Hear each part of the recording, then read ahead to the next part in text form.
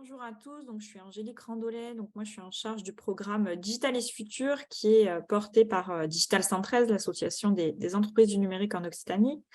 Et aujourd'hui, donc on vous propose un webinaire qui rentre dans le cadre du parcours Digital is Future dédié à l'industrie. Digital is Future, c'est un programme sur la transformation numérique des filières.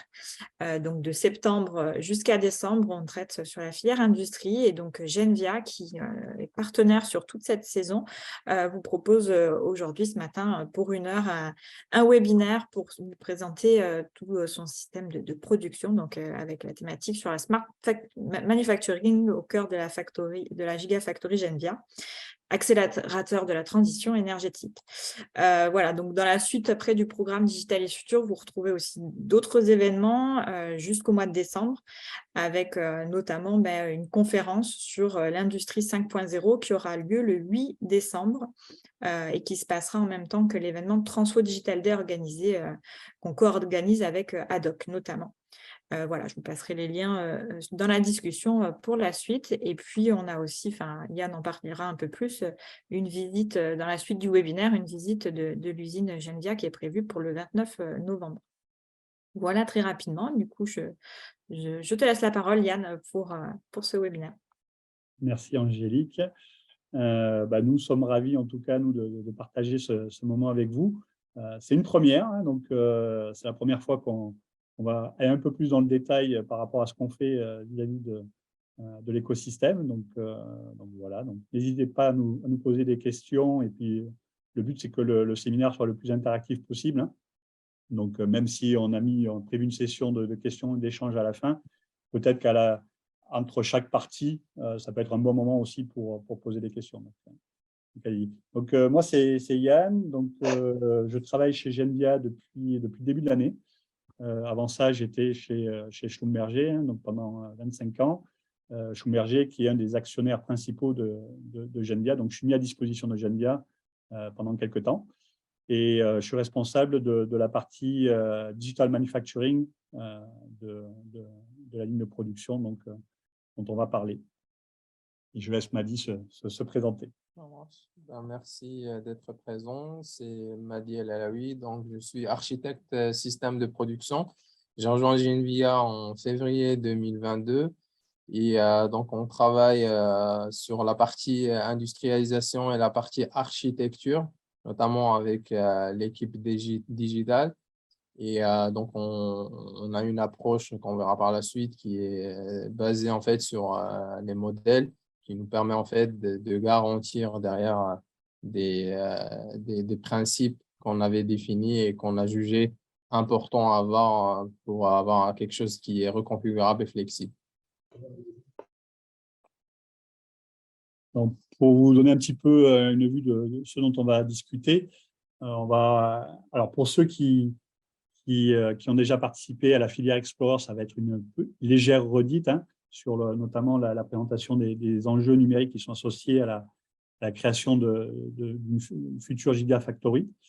En deuxième point, on parlera de l'architecture digitale du système de production, et donc ça sera Madi qui en parlera davantage que moi. On parlera également de la convergence IT-OT et de la cybersécurité qui doit être pensée dès le départ. On va pouvoir partager également des premiers retours d'expérience. Donc, même si aujourd'hui la ligne n'est pas encore en production, hein, on est sur le pont. Là, on était juste avant le meeting, on était encore en train de tester tous les deux sur le shop floor pour voir si ça marchait. Donc, il y a encore des choses à régler. Mais l'idée, c'est d'être en production donc, à la fin du mois. Et donc, avec un peu de chance, ça sera prêt quand vous viendrez pour la visite, pour ceux qui viennent. On parlera également des solutions logicielles et des collaborations que l'on recherche. Et puis, si vous avez encore des questions à la fin et vous voulez échanger, on sera disponible pour échanger avec vous et répondre à vos questions. Est-ce que ça vous va comme agenda? Est-ce que, après, s'il y a des points que vous voulez discuter, on pourra toujours en discuter, mais comme ça va? Oui, c'est bon. Bon. Du coup, qu'est-ce qu'on ce qu'on voit ici, c'est un petit peu notre plateforme digitale qui est un peu au centre des différents acteurs qui sont impliqués dans Genvia, des acteurs qui sont dans le digital. Donc, on a bien évidemment les opérations. Alors, qu'est-ce qu'on fabrique chez Genvia? Ce sont des électrolyseurs. Donc, l'idée, c'est de produire des gros systèmes d'électrolyseurs, donc forte puissance, hein, plusieurs, on va dire, mégawatts, enfin, plusieurs centaines de kilowatts pour commencer et plusieurs mégawatts par la suite. Donc, des systèmes qui vont être utilisés notamment pour aider l'industrie à se décarboner. Donc, l'industrie des cimenteries, des aciéries, potentiellement du couplage aussi avec les énergies renouvelables, donc centrales photovoltaïques, champs d'éoliennes, etc. Donc, parce qu'on a la particularité des électrolyseurs qu'on a sont réversibles, donc ils sont capables de fonctionner en électrolyseur, mais aussi en pile à combustible. Et donc, quand il y a des énergies intermittentes, on peut stocker de l'hydrogène pour après reproduire de l'électricité plus tard. Donc, il y a la partie opération. Nous, la partie dont on s'occupe avec Madi, c'est la partie manufacturing. Donc, avec l'ambition de construire une première ligne pilote cette année et après une gigafactory d'ici 2030. L'horizon paraît un peu loin, mais on voit qu'il y a quand même beaucoup de choses à faire d'ici là. On travaille également donc, la partie digitale avec la partie engineering. Hein, donc, ce sont ceux qui développent les différents composants qui se trouvent dans les électrolyseurs, sachant que les électrolyseurs, c'est une technologie au départ qui vient du CEA. C'est pour ça que le CEA, au même titre que Schlumberger, sont partenaires dans la joint venture Genvia. Et on a également la partie business qui, en fait, se charge de toutes les études amont. Quand un potentiel client est intéressé par notre technologie, ben, il y a tout un travail de dimensionnement à faire. Et donc, il y aura des modèles qui seront à développer pour justement essayer de trouver le meilleur dimensionnement d'électrolyseur. Donc, voilà un petit peu tous les acteurs qui gravitent autour de la plateforme numérique Genvia. Et l'idée de cette plateforme, c'est qu'elle fasse une continuité numérique entre les différents acteurs. Donc, à partir du moment où on fabrique un électrolyseur dans la Gigafactory, et qu'il y a un certificat de naissance qui, après, voyage avec l'électrolyseur et qui suit l'électrolyseur lorsqu'il est déployé dans un site client. Il y a un cinquième acteur important qu'on veut développer, donc c'est l'aspect partenaire. Donc, on a bien conscience que pour créer cette Gigafactory, on va pas pouvoir le faire tout seul. Donc, on va essayer de mettre en place une infrastructure qui permet à des partenaires de travailler avec nous et, par exemple, pour développer des solutions, développer des algorithmes d'IA si besoin, etc.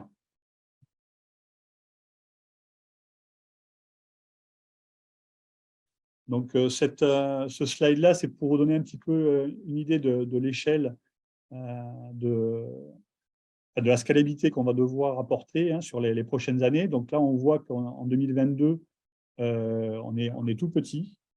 Donc, c'est la ligne de production que vous verrez pour ceux qui viendront fin du mois.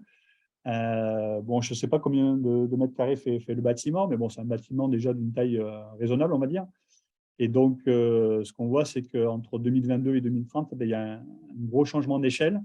Donc, aujourd'hui, on parle d'une première ligne pilote. En 2027, on aura, disons, une ligne qui sera probablement la ligne qu'on clonera pour faire une Gigafactory.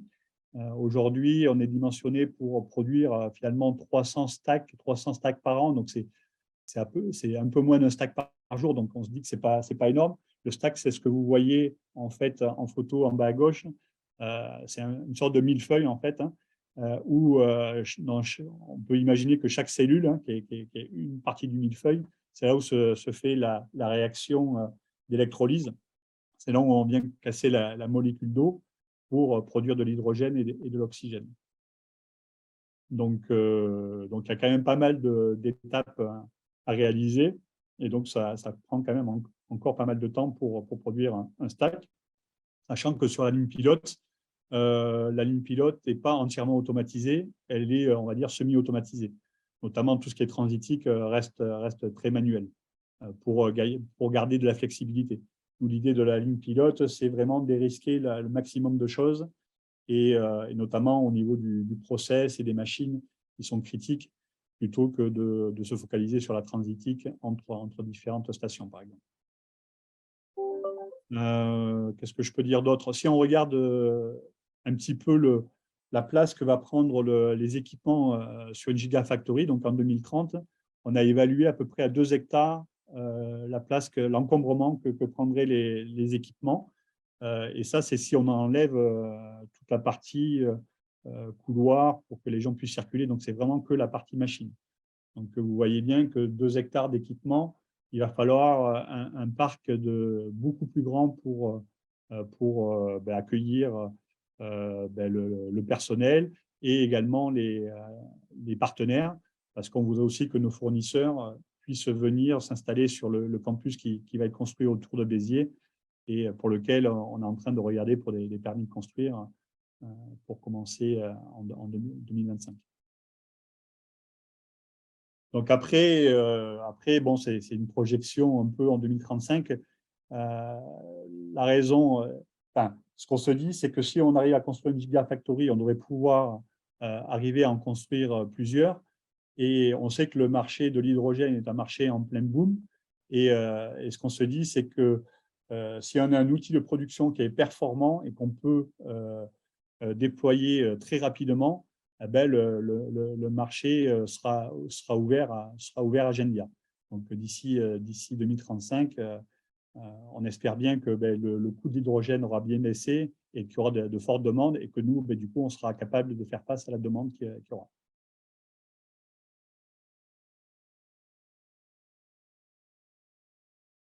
Donc, pour vous donner un petit peu une idée de ligne, donc de chiffres, on a vu qu'il y avait une ligne en 2027 qui serait un peu la ligne modèle qu'on répliquerait. Donc, pour une Gigafactory, il y en aurait probablement 12 de ce type.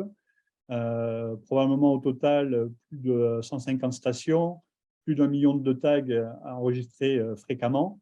Et ce qu'on voit aujourd'hui, c'est que pour arriver à ces objectifs-là, il faudrait déjà pouvoir déployer une ligne chaque trimestre à partir de 2027. Et on sait qu'aujourd'hui, c'est à peu près au moins 6 mois pour déployer une telle ligne. Et que si on veut aller à l'horizon 2035 avec plusieurs gigafactories, il faudrait pouvoir déployer une ligne par semaine. Donc, une ligne par semaine, c'est compliqué. Bon, évidemment, il y a toute l'infrastructure des bâtiments qui devront être faits en amont. Mais pour ce qui est des connexions des machines, il faudrait que les stations soient opérationnelles en moins d'une semaine. Ce qui est un challenge énorme pour nous. Donc, en plus de ça, on veut pouvoir apporter de l'amélioration en continu sur la ligne. On veut pouvoir gérer plusieurs versions différentes en parallèle. On veut avoir aussi l'opportunité d'améliorer les machines chaque fois qu'on déploie une nouvelle ligne, pour pas que ça soit un clone complètement. Donc, il y aura des versions à gérer aussi de ce côté-là. Et tout ça en garantissant de l'aspect cyber sur la ligne. Donc, beaucoup de machines, de nouvelles machines, et donc de la cyber. C'est un enjeu très, très difficile. Et donc, ce qu'on s'est dit, c'est que pour y arriver, il fallait adhérer dès le départ au principe 4.0 et notamment aller sur des cas d'usage qui sont sur du plug and produce. Donc, l'idée, c'est un petit peu ce qu'on voit dans le slide d'après, c'est d'avoir une sorte de pod qui a une interface électrique, mécanique, digitale, qu'on n'a plus qu'à connecter pour qu'il soit reconnu par l'usine comme une nouvelle capacité ou comme une augmentation de capacité existante. Donc là, pour l'instant, il y a des gens qui travaillent un petit peu sur ce principe-là en Allemagne. Donc, notamment, on voit un lien ici. Mais c'est quelque chose que nous, on devra développer d'ici quelques années.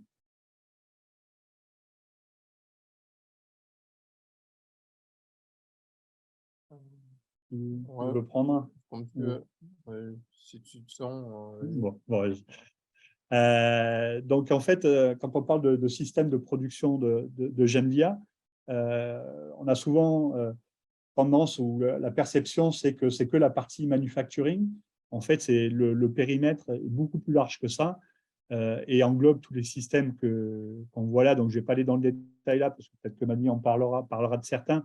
Mais bon, on reconnaît, hein, enfin, il y a évidemment tout ce qui est sur le shop floor, hein, donc tout ce qui est production equipment. Et on va dire l'ERP, le MES sont les systèmes classiques que la plupart des personnes dans le milieu connaissent.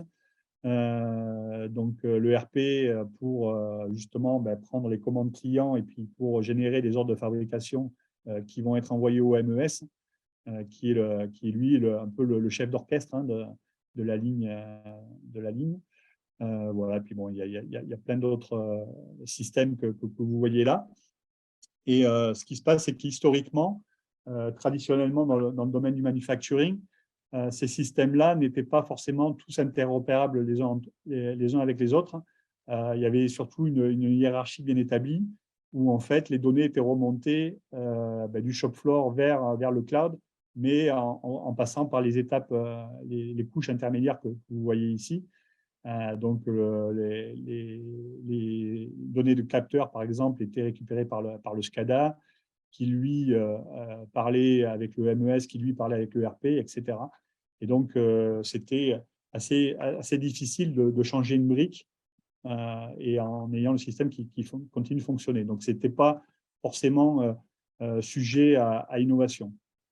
Donc, après, il y a d'autres architectures qui ont été proposées où là, tous les systèmes pouvaient parler avec tous les systèmes. Donc, il y avait beaucoup de communication peer-to-peer, on va dire. Et le problème, c'est que ça multiplie exponentiellement le nombre de connexions. Et pareil, quand on veut changer un système par un nouveau système, ça devient compliqué. Donc, on a éliminé cet avis-là. On est parti plus sur une architecture comme ça, où il y a un broker au milieu qu'on appelle l'UNS, donc Unified Namespace, où en fait, qui nous permet finalement de découpler tous les producteurs de données des consommateurs.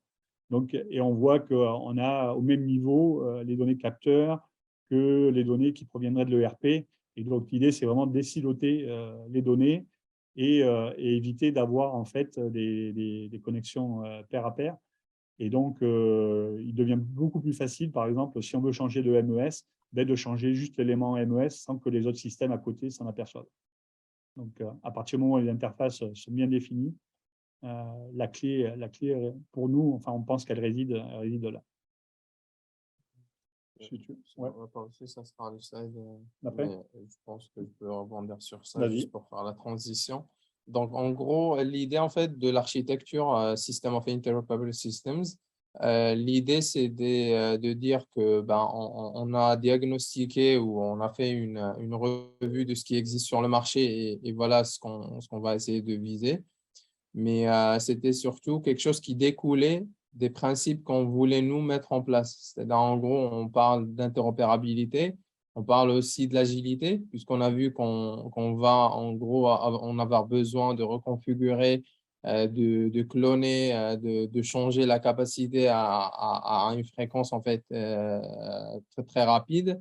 Il y a l'aspect aussi modularité qui devient nécessaire parce qu'en gros, on voit aussi des évolutions qui se font sur les différentes briques qu'on voit ici. C'est-à-dire aujourd'hui, je peux utiliser un ERP, mais demain, s'il y a une technologie plus évolutive qui sort, je dois être amené à changer, à dépluguer en fait l'ERP et à plugger un autre facilement sans remettre en question tout le système. Et aussi garantir la robustesse. Donc, en gros, c'est ces 4 principes qui nous ont guidés et on va voir comment ils nous ont guidés vers la solution architecture qu'on voit. Donc là, on a donné juste un summary, mais après, on regardera le détail. Donc là, en gros, l'idée du UNS, c'est d'avoir en fait un UNS central qui permet d'avoir des connexions avec les différentes gigafactories que GenVia développera. Et au niveau de chaque gigafactory, il y a un UNS donc local à la gigafactory. Donc, de voir comme ça, en fait, ça paraît une présentation qui est centralisée. alors qu'elle ne l'est pas. Elle est décentralisée, notamment au niveau de l'UNS, au niveau des factories. On verra par la suite comment, et aussi entre les différentes gigafactories. Donc, ça permet d'avoir en gros une mutualisation de tout ce qui est en gros même best practice qui se font au niveau d'une factory ou par exemple assurer de l'optimisation au niveau global de la supply chain. Donc, ça a aussi un intérêt industriel que seulement architectural. Ouais, et pour l'UNS, pour préciser un petit peu, l'UNS est censé vous donner un état instantané de votre entreprise. Donc, sur les différents aspects hein, que Madi a mentionné, hein, que ça va du shop floor à la supply chain et ça peut être même la partie logistique. Et donc, on pourrait, si on essaie de faire une analogie, pour trouver une donnée, par exemple, c'est une donnée qui sera bien rangée. C'est comme si vous cherchiez, par exemple, dans votre arborescence Windows, un fichier en particulier qui contient une valeur qui vous intéresse. Donc, en gros, où tous les producteurs de données savent exactement quel fichier mettre à jour et tous les consommateurs de données savent quel fichier aller lire quand ils veulent récupérer cette donnée-là. Et en faisant ça, ça permet de découpler vraiment ceux qui produisent de la donnée de ceux qui la consomment. Et donc, on peut après, quand il y a ce découplage, changer, comme disait Madi, n'importe quel module à n'importe quel moment. C'est important, oui, les rôles et les responsabilités sont clarifiés, ce qui veut dire on s'assure d'avoir le single source of truth. Et en gros, ce qui nous garantit aussi que derrière, on a un système qui est robuste. Notamment, la robustesse vient de ça. Et donc, l'UNS, comme tu disais, c'est un snapshot de l'ensemble des tas qui existent en entreprise. Donc là, pour arriver en fait à l'architecture qu'on a vue, ce qu'on utilise, on utilise une méthodologie MBSE, donc Model Based System Engineering. L'outil qui est utilisé, c'est Capella. Après, il existe pas mal d'outils qui font la même chose, notamment tout ce qui est architecture d'entreprise. Donc, l'idée derrière cette méthodologie, c'est principalement permettre en fait d'avoir des requirements de l'ensemble en fait des business systems qu'on veut développer et l'ensemble en fait des acteurs qui interviendront, on reviendra là-dessus. C'est que ça permet aussi d'avoir un langage commun au niveau de Genvia. Donc, l'ensemble des échanges qui se feront entre les différents business systems et entre les différents acteurs doivent avoir en fait parler le même langage. Et l'idée, c'est de dire que Genvia va définir elle-même son langage. Et le moment où, on va dire, un client externe veut s'interfacer au système de Genvia, il doit parler cette langue et donc il y aura un standard qui est bien défini, qui définit les protocoles, qui définit la sémantique et donc on peut aller même au niveau de l'ontologie qu'il faudra adapter pour pouvoir se plugger à ce système. Donc l'idée aussi derrière le MBSE, c'est que ça nous permet de quand même simplifier la modélisation d'un système qui est complexe. Donc, un système complexe par rapport à un système normal, c'est qu'en fait, c'est un système de systèmes. C'est-à-dire, en gros, on n'a pas qu'un système qui est composé d'éléments basiques, mais quand on va, par exemple, prendre un ERP, au niveau de l'ERP, on a aussi des couches, plusieurs modules, et dans les modules, on a plusieurs sub-modules. Donc, en gros, l'idée, c'est de simplifier le travail de modélisation pour ce type de système qui est complexe. Et donc, le but final pour nous, quand on a choisi cette méthodologie, c'est d'arriver vraiment à architecturer l'ensemble du système de production. On verra par la suite que on parlera d'une architecture qui est logique, mais on tirera aussi une architecture qui est physique. Donc, les solutions physiques à mettre en œuvre pour répondre à l'architecture qu'on viendra à mettre en place. Donc, pour commencer, en fait, la méthode qu'on a utilisée sur Capella, elle se base sur une méthode qui s'appelle Arcadia. donc, qui a été développé par Thales en 2007 et en gros, qui est structuré sur plusieurs niveaux, normalement 5 niveaux. Là, on va présenter 4 niveaux. Donc, il y a une analyse opérationnelle qui permet de présenter en fait les requirements et d'une partie utilisateur du système. Donc, qu'est-ce que l'utilisateur il cherche à avoir? Après, on verra qu'on passera au niveau système analysis où là, en fait, on viendra coller à ces besoins d'utilisateur, en fait, les besoins système qu'il faudra avoir pour répondre à ces besoins opérationnels. Donc, le moment où on fait l'analyse opérationnelle et l'analyse système, on parle en fait d'un problème space, c'est-à-dire on est en espace problème. On identifie ce qu'on veut en termes de besoins et de needs. Après, on passe à la partie solution où on viendra proposer pour répondre à ces requirements une architecture qui est logique, donc des fonctions logiques qu'il faudra assurer par le système pour pouvoir être cohérent avec ce qu'on veut obtenir en termes de capacité. Et après, on découlera une architecture qui est physique. Donc là, l'idée, j'ai donné juste un petit, j'ai réduit vraiment le scope juste pour montrer, c'est un cas didactique qui permet de voir la méthodologie. Donc, j'ai pris 2 missions. Par exemple, on vise à avoir un scheduling et à manager le scheduling de production. Donc, notamment en assurant ce qu'on appelle des operational capabilities, donc en faisant la planification de production et en gérant la partie, la gestion, en faisant la gestion du stock. Deuxième, par exemple, mission qu'on veut que le système, le user qui veut avoir, pardon, pas les systèmes pour l'instant, c'est la supervision en fait, de la production en temps réel. Et pour ça, en fait, il a besoin aussi de faire la gestion du stock, mais aussi de faire du contrôle de production. Donc ça, c'est vraiment les missions, on va dire, principales que le système user il veut. Ces operation capabilities, une fois on les définit, on vient en fait définir ce qu'on appelle les entités opérationnelles.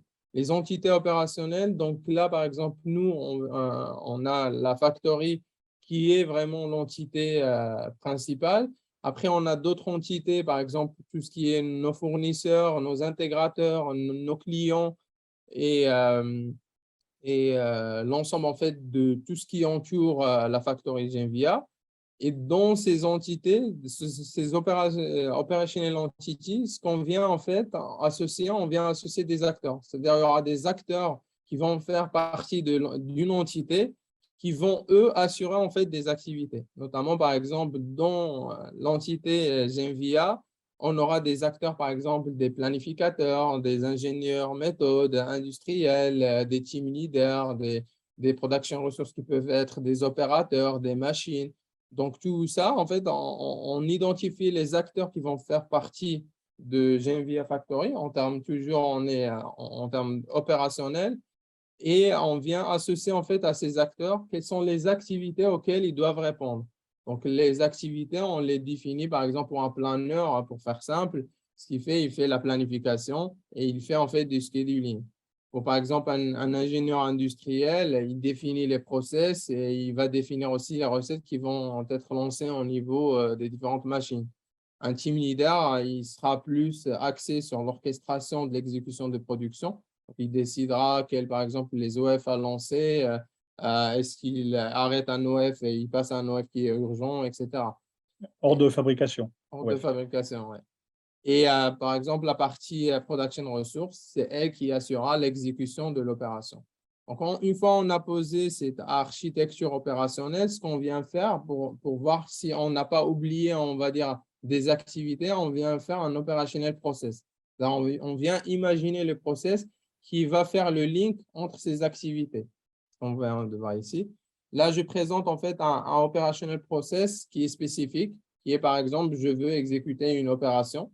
Donc, c'est un exemple simple qui reprend les mêmes opérations activités qu'on a vues. On peut par exemple commencer à lire le diagramme à partir de la définition du process. Donc, il y a l'ingénieur industriel, l'acteur qui définit le process. Donc, il va créer ce qu'on appelle des Manufacturing Bill of Materials, donc MBOM. et des routines, donc la succession de l'ensemble des opérations, ou ce qui est connu par le process planning aussi. Donc, il va fournir ça au planificateur qui va prendre ça pour pouvoir faire sa planification. Et une fois qu'il fait sa planification, ce qui sort, en fait, c'est ce qu'on appelle des Planned Manufacturing Order. C'est des prévisions des OF. C'est-à-dire, voilà, il y a une prévision d'OF par rapport, en fait, à ce qui a été défini, par rapport à la demande forecasting qui est faite. Une fois on a ça, en fait, on vient scheduler la production. Donc, on vient faire la planif pour dire, ben voilà, ces OF provisionnels, ces ordres de fabrication prévisionnels, il y en a ceux qu'on va passer en OF, donc on les réalise, on crée carrément un ordre de fabrication. Il y en a ceux qu'on va peut-être décliner, il y en a ceux qu'on ne va pas lancer, on va les retarder. Donc, ça passe en fait au team leader qui reçoit en fait ces OF une fois on les réalise. On a le team leader qui va assurer la fonction orchestration de production et il va avoir en fait, puisque l'ingénieur industriel, il avait aussi défini le fait que pour exécuter, pour orchestrer l'exécution, le moment où il y a le release d'OF, il y a besoin en fait d'alimenter les différentes stations des matériels, d'où le material requirements. Donc, une fois on a ça, en gros, le team leader, il décide de lancer son OF. Donc, il y a un ordre d'exécution qui est lancé, qui est donné à la ressource de production, qui peut être une machine, un îlot ou une usine carrément. Et donc, il y a l'ordre qui est envoyé et donc la machine, elle exécute son opération, bien sûr, en respectant les recettes qui ont été définies par l'ingénieur. On voit que c'est un process qui est simple, mais ça permet de structurer bien par rapport aux objectifs et aux activités qu'on a définies. Une fois ça c'est fait, on passe en fait à ce qu'on appelle l'analyse système. Donc, en gros, on reprend les mêmes missions qu'on avait définies, c'est-à-dire la supervision de production et le manage. Et on essaie cette fois-ci non pas de lier en fait des capacités opérationnelles, ce qu'on avait vu, mais des capacités que le système doit répondre. Par exemple, là, on va aller plus dans le détail, parce là, on se place côté système, on n'est plus côté utilisateur. Donc, manager la production scheduling, on va chercher en fait à optimiser le séquencement des différentes manufacturing orders. Par exemple, on doit adapter aussi le volume de production par rapport à la demande client. Parmi les capacités pour la partie supervision, si on veut avoir une supervision en temps réel, ce qu'il faudra que le système puisse faire, c'est qu'à chaque fois qu'il y a une exécution d'opération, qu'il puisse nous avertir que il y a eu une telle consommation de matière, que j'ai consommé tant de temps sur telle ressource et que il génère derrière une traçabilité détaillée, notamment s'il y a des scraps, s'il y a un problème avec, par exemple, une recette ou n'importe quoi. Donc, l'ensemble de traçabilité doit être assuré pour avoir une supervision détaillée de l'exécution. Donc, une fois ça c'est fait, c'est qu'on arrive, la démarche, pourquoi elle est intéressante, parce que de l'opérationnel, en fait, analyser ce qu'on a fait, donc l'opérationnel architecture, on vient associer en fait le système architecture. Donc, le système architecture ici, on voit que les operational entities, en fait, ils deviennent des acteurs du système, notamment là, c'est JNVIA Factory. Il y a des acteurs qui vont, en fait, les operational acteurs, ils deviennent des systèmes acteurs. Il y a des systèmes acteurs qui peuvent être créés, notamment, par exemple, là, l'operational acteur qui était team leader, je mets la flèche parce qu'en termes de système, donc ce qu'on cherchera, c'est un système d'orchestration. Donc, on est côté système. Et ce qu'on fait, en fait, ces systèmes d'acteurs, du même principe, on vient, en fait, leur associer ce qu'on appelle des system functions. Donc, des fonctions système qui doivent être assurées par ces acteurs. Donc, on rentre plus dans le détail, on n'est plus macro et en termes opérationnels, mais on va dire, par exemple, le planificateur, ce qu'il doit faire, c'est qu'il doit créer les planètes manufacturing order, d'où la nécessité d'avoir fait les process. Ça permet de commencer à aller vers ce que le système doit faire. Donc, ça nous permet de dire le planeur doit être capable de créer les planètes manufacturing order, doit être capable de créer les manufacturing order et de définir les manufacturing order sequencing et de manager l'inventory. Et de la même façon, en fait, on définit les autres systèmes de fonctions. Donc, c'est vraiment lié, on va dire, en cascade, les différentes opérations d'activité pour tirer les différents systèmes de fonctions. Après, ce qu'on vient faire, une fois pour s'assurer qu'on est cohérent, on vient en fait créer ce qu'on appelle des chaînes fonctionnelles, functional chain. Donc, l'ensemble des systèmes de fonctions, on vient par exemple là, on peut créer plusieurs chaînes fonctionnelles. Notamment là, par exemple, j'ai créé une chaîne fonctionnelle qui me permet de produire une pièce. Donc, je pars de la même constat, je garde mon système acteur qui est par exemple l'ingénierie industrielle, qui est un acteur de mon système, qui va lui définir les routines et les embeds. Il va les fournir au niveau planeur et le planeur, en fait, il va créer les plans de manufacturing order. Ensuite, il y aura un séquencement de ces manufacturing orders qui vont dire, voilà, j'ai un ensemble d'ordres de fabrication qui sont prévisionnels. Je dois assurer leur séquencement, comment je vais les lancer. Donc, il y a le système, le planeur doit assurer cette fonction. Et après, donc, il y a la création du manufacturing order qui est faite par le planeur. Donc, ça passe à la partie qui est assurée par le système d'orchestration qui va lui orchestrer les production execution, mais il a besoin en fait de tout ce qui est par exemple les picking order qui lui permettent d'avoir les bonnes pièces au bon moment pour pouvoir exécuter ces opérations. Donc, ça permet après de faire en fait envoyer l'ordre d'exécution au niveau de la partie machine qui va en fait utiliser les recettes, les bonnes recettes et donner l'ordre à la machine pour exécuter l'opération. Donc, pour exécuter l'opération, j'ai besoin de la recette qui a été définie par l'ingénieur industriel, mais aussi des work instructions qui sont aussi définies par l'ingénieur industriel, notamment si on est sur un poste qui est manuel ou semi-automatique. Et une fois que j'exécute mon opération, donc je dois faire un report pour répondre en fait aux capacités qu'on a définies. C'est-à-dire, en fait, je dois avoir un report de l'opération status. Donc, tout ce que j'ai consommé en termes de quantité, mon WIP, et aussi, après, donc, il y a un report, en fait, du manufacturing order. Je ne vois pas le… Ouais, je ne sais pas si on le voit. Ouais. Mais en fait, on a un report de manufacturing order pour dire, voilà, mon OF, en fait, il est à ce statut, il avance. J'ai fait tant de pièces, par exemple, de mon ordre de fabrication, il me reste tant à faire. J'ai consommé telle matière, j'ai consommé tel temps de ces ressources. Et j'ai une vision aussi sur mon coût de mon ordre de fabrication en temps réel. Donc, voilà. Et après, donc, une fois on a fait ça, on passe à l'architecture logique. Et donc, l'architecture logique, donc, les choses deviennent plus sérieuses et intéressantes parce qu'on s'approche en fait aux fonctions logiques qu'aujourd'hui, l'ensemble des business systems nous proposent.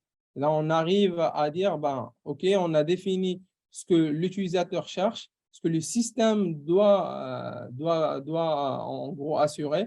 Et là, on dit, ben, on doit associer à l'ensemble des systèmes de fonctions qu'on a définis, en fait, ce qu'on appelle des fonctions logiques.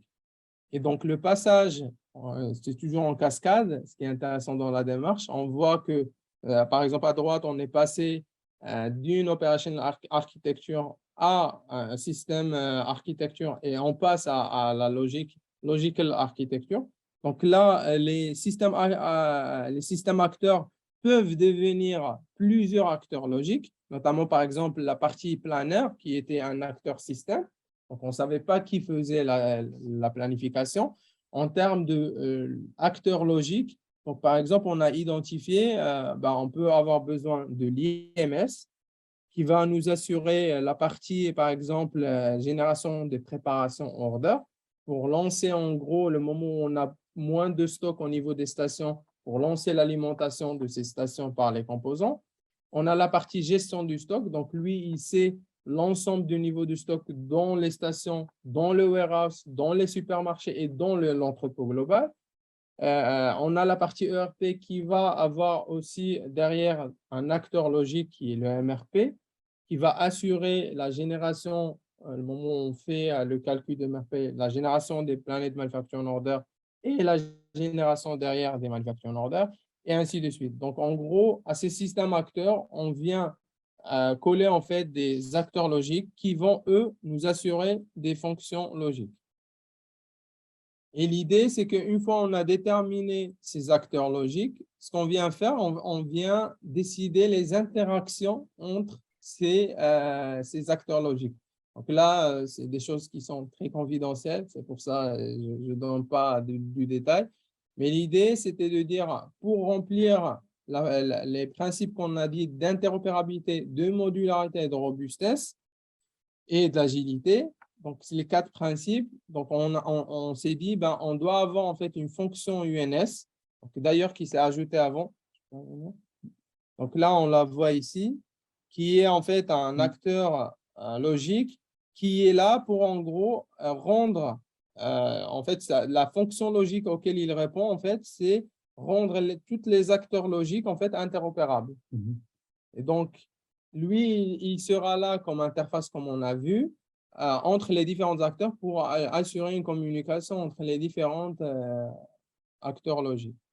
Et une fois on a fait ça, c'est bien avancé, on passe en fait à l'architecture physique, c'est-à-dire aussi en cascade en fait de l'architecture logique à l'architecture physique, et on vient dire, ben, ces acteurs logiques, ben, il faudra leur associer réellement en fait des solutions donc, physiques, notamment par exemple si on prend l'ERP, donc il faudra avoir un vrai ERP, et donc comment on le choisit selon l'ensemble des fonctions qu'on a définies avec l'ensemble des principes et les protocoles d'échange qu'on a assurés, qu'on a déterminés.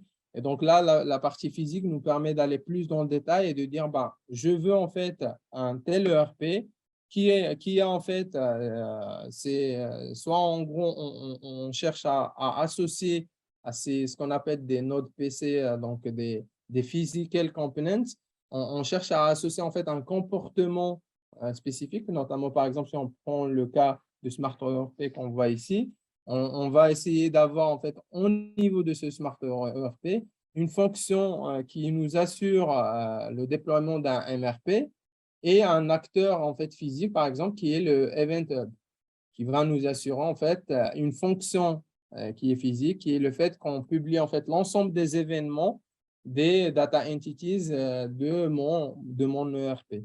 Donc, et comme ça, en fait, on arrive à associer des acteurs physiques avec des fonctions physiques. Et l'idée, c'est que, en gros, on a l'ensemble des échanges entre les différentes nœuds, et on arrive en gros à déterminer les data models d'échange entre les différentes nœuds, et ça fait en gros notre requirement, d'où la méthodologie. En gros, c'est la fiche finale avec laquelle on sort. Voilà nos requirements en termes de data et en termes d'échange et en termes de protocole. Et c'est ça ce qu'on va utiliser pour benchmarker les solutions qui existent au niveau marché. Donc après, donc les interactions, ça montre que, ben, par exemple, la fonction logique UNS, elle est matérialisée par deux brokers ici. Donc, un MQTT broker, qui est la partie physique qui est associée à la fonction logique UNS.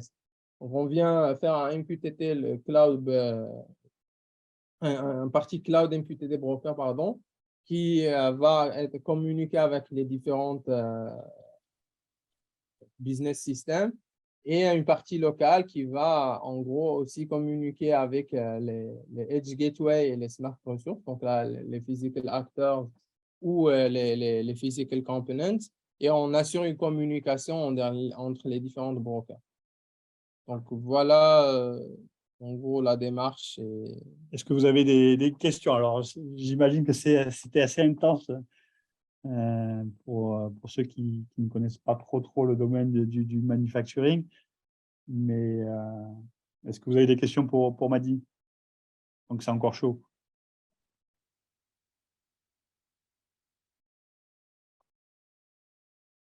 Bon, c'est une méthodologie qui prend du temps, hein, donc qui est assez complexe, et bon, peut-être que vous n'avez pas compris tous les détails, mais bon, j'espère que vous avez au moins l'idée principale.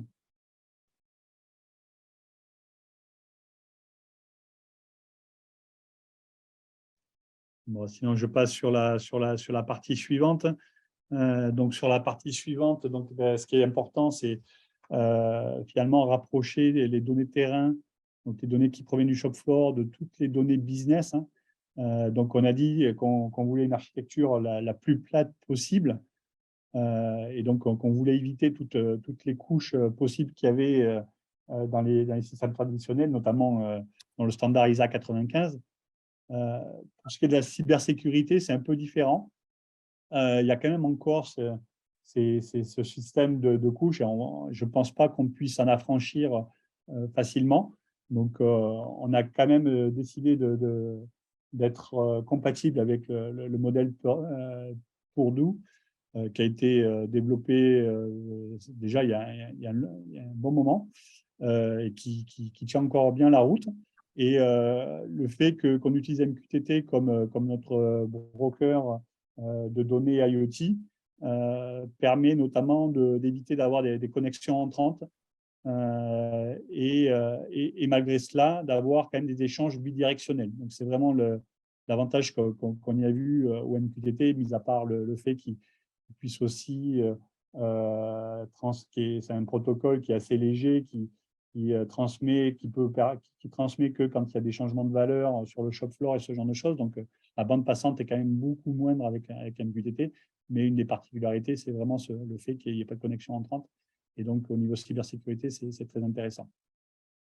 Donc, ce qu'on voit là, c'est que on a la partie de L1 jusqu'à L3 et demi, c'est dans l'usine, et L4 et L5, c'est dans le cloud. Et donc, on a une zone démilitarisée, donc en 3.5, qui fait justement un petit peu la séparation finalement entre les données IT et les données OT. Mais d'un point de vue cyber, par contre, d'un point de vue applicatif, on va dire que toutes les données sont vues comme étant au même niveau. Donc là, c'est une architecture assez haut niveau de la ligne pilote, qui ressemble qui est un peu plus riche que celle que Mady a montrée tout à l'heure, qui se focalisait sur un exemple en particulier. Donc ça, c'est celle qu'on aimerait bien avoir déjà dans 1 ou 2 ans, avec un premier smart node ERP qu'on a déjà développé, mais d'autres nœuds qui aussi embarquent de l'intelligence. Donc, ces nœuds qui embarquent de l'intelligence, en fait, ce sont des nœuds qui sont basés sur des solutions commerciales auxquelles on vient, nous, rajouter notre propre couche d'échange pour que chaque nœud basé sur une solution commerciale puisse parler le langage NVIDIA et éventuellement combler des lacunes qu'un nœud pourrait avoir, enfin qu'une solution commerciale pourrait avoir. C'est le cas notamment, nous, avec l'ERP qu'on utilise, c'est l'ERP de Microsoft Dynamics 365, qui est plutôt intéressant parce qu'il est bien ouvert. Mais par contre, il y a certaines fonctionnalités qu'il n'a pas ou qui est un peu buggé. Et donc, nous, avec notre couche intermédiaire, on peut parer un petit peu à ce genre de choses. Donc, on retrouve les 2 brokers que montrait Mady, qui contribuent à l'UNS global de Gendia et à l'UNS qu'il y aura dans chaque Gigafactory. Donc, on peut, je regarde le temps qui nous reste. Ouais, je vois qu'on arrive rapidement. Donc, je vais passer rapidement sur les premiers retours d'expérience. Ce qu'on peut dire, c'est qu'on a quand même, au sein de Gendia, on a de la chance de partir d'une page blanche. C'est ce qu'on appelle un greenfield, un projet greenfield. Donc, sur ce système de production, on n'avait pas vraiment de contraintes. Donc, c'était plutôt intéressant. Par contre, avec ça, on a également une forte responsabilité parce que partir d'une page blanche, on ne peut pas non plus se tromper. Donc, il faut que toutes les idées innovantes qu'on a en tête puissent être réalisées et puis marcher de manière pragmatique. Le deuxième point qu'on retient, c'est que pour nous, ça a été important de passer du temps en amont sur la modélisation du système de production et de pouvoir être capable de modéliser les différents échanges entre les sous-systèmes dont parlait Mady. On a vu également, on s'est rendu compte que c'était difficile d'adhérer aux standards manufacturing existants qui ont été développés il y a déjà une bonne vingtaine d'années. Hein. Là, je fais référence notamment à l'ISA 95, et qu'il n'y avait pas encore de nouveaux modèles, en tout cas publiés, qui satisfaisaient nos exigences. Donc, c'est pour ça qu'on a commencé à développer notre propre langage. Et puis, bon, quand on l'aura bien testé, on pourra le partager. Et puis, peut-être qu'un jour, il deviendra open source, hein, on ne sait pas. Et peut-être que ça deviendra un futur standard également. Donc, en tout cas, peut-être pour les Gigafactory. On a aussi trouvé utile de développer notre propre équipe digitale au sein de Genvia. Dans un premier temps, on aurait pu se limiter à travailler avec notre intégrateur qui nous fournit, dans un premier temps, une solution presque clé en main, on va dire. Mais c'était important d'avoir une équipe digitale en face pour justement orienter les choix d'architecture et préparer le terrain, surtout pour les prochaines versions. On a aussi, comme je disais, passé pas mal de temps sur l'infrastructure IT/OT et donc réfléchi vraiment à l'architecture digitale dès le départ, de manière à pouvoir aussi enlever tous les silos au niveau des données et surtout rendre ces données accessibles finalement au maximum de personnes. Donc, on m'a dit parler des planificateurs, des gens qui sont impliqués dans la qualité. C'est important que le maximum de données soit disponible au maximum de gens, aux experts métiers, pour qu'eux aussi puissent exploiter la donnée, développer leurs propres algorithmes en interne, etc. Donc ça, c'était d'un point de vue un peu plus global. D'un point de vue technologique, nos premières expériences retour avec MQTT sont plutôt positifs. Donc, on voit qu'on est capable d'échanger beaucoup de données et puis finalement de ne pas avoir tant de données à stocker parce que la donnée n'est transmise que quand elle change. Donc, contrairement à de l'OPC-UA où c'est une architecture client-serveur, là, c'est du publish-subscribe. Donc, il y a moins de données à transiter. On voit que l'interopérabilité avec Dynamics 365 est plus difficile que ce qu'on avait imaginé au départ. Donc, ceux qui sont intéressés pour avoir plus de détails pourront nous contacter individuellement. Mais on ne regrette pas, pour l'instant, pas notre choix. On pense qu'on aurait pu bénéficier de plus de ressources pour travailler sur la partie simulation. Donc, on a une quinzaine de stations qui sont sur le shop floor. Et aujourd'hui, on trouve des bugs quand on est sur le shop floor et qu'on intègre. Et c'est vrai qu'on aurait eu des modèles de ces machines bien en amont. On aurait pu éviter quand même pas mal de bugs dans les bureaux. Donc voilà. Et ce qui est important aussi, c'est de commencer à penser DevOps.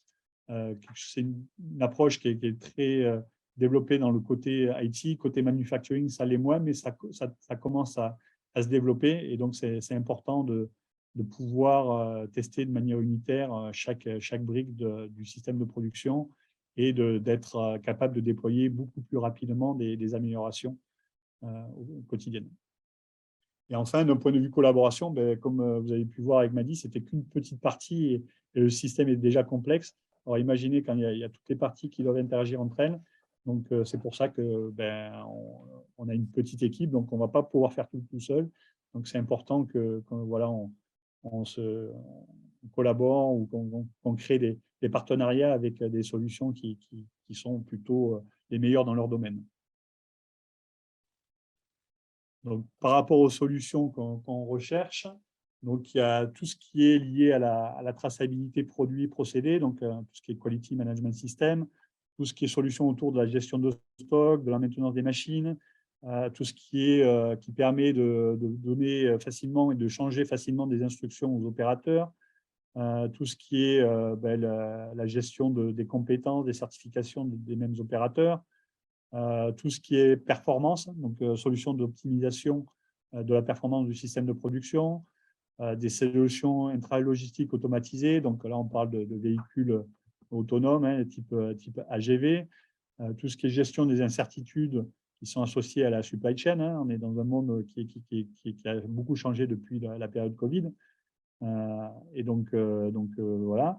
Tout ce qui est partie géolocalisation des produits, des machines, des équipements de transitique. Évidemment, tout ce qui est lié à la consommation énergétique et tout ce qu'on pourra mettre en place pour la réduire. La gestion des déchets industriels aussi, c'est quelque chose d'important. Et après, bon, il y a toutes les solutions d'IA, des solutions de jumeaux numériques. Donc, sur les solutions d'IA, il y a tout ce qui est lié, par exemple, à la production, à la prédiction de la qualité du produit, tout ce qui est lié à la maintenance prédictive et tout ce qui pourra nous permettre de gagner des gains, enfin de faire des gains de production.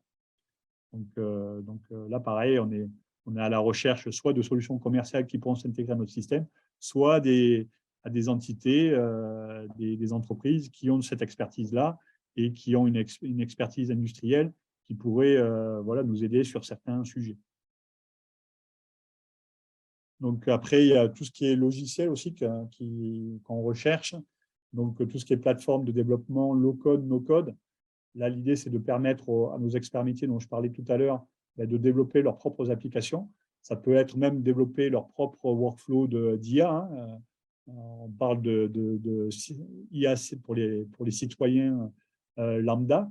Donc ça pourrait être aussi un cœur de cible. Tout ce qui est outils de simulation qui nous ont un petit peu manqué jusqu'à présent, les outils de modélisation, pareil, pour tout ce qui est modélisation de procédés, de flux de matière, il n'y a pas énormément d'outils sur le marché. En tout cas, on n'a pas, nous, passé beaucoup de temps encore là-dessus, mais ça pourrait être très utile. Donc, DevOps, j'en ai déjà parlé. Tout ce qui est du design, développement, validation de programmes. Aujourd'hui, on a des programmes d'automates qui sont assez proches du hardware et liés aux vendeurs qu'on utilise. Dans le futur, on aimerait bien qu'on soit assez indépendant de ces constructeurs-là et de pouvoir porter le code d'un automate à un autre. Après, il y a tout ce qui est outils d'analyse automatique d'images et de séries temporelles. Donc, bon, ce n'est pas une liste exhaustive, donc c'est des sujets, des pistes. Et donc, bon, là, c'est tous les attributs un peu qu'on recherche dans les solutions.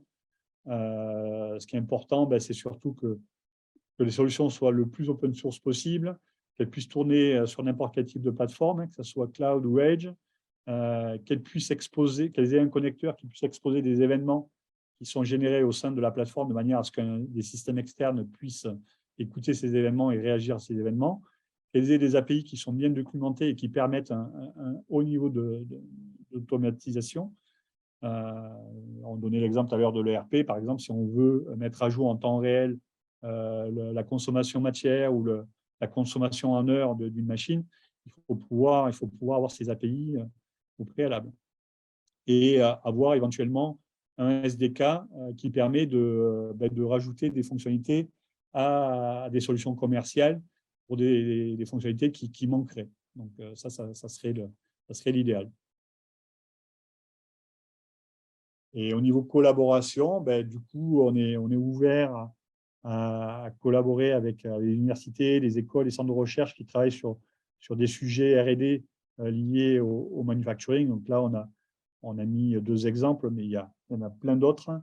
On est aussi à la recherche de partenaires qui ont des doubles compétences IT-OT qui pourraient nous aider à accélérer le déploiement des différentes applications dont on a parlé, que ce soit du QMS ou de l'IMS, du WMS, traitement de déchets, etc., les solutions d'analytique.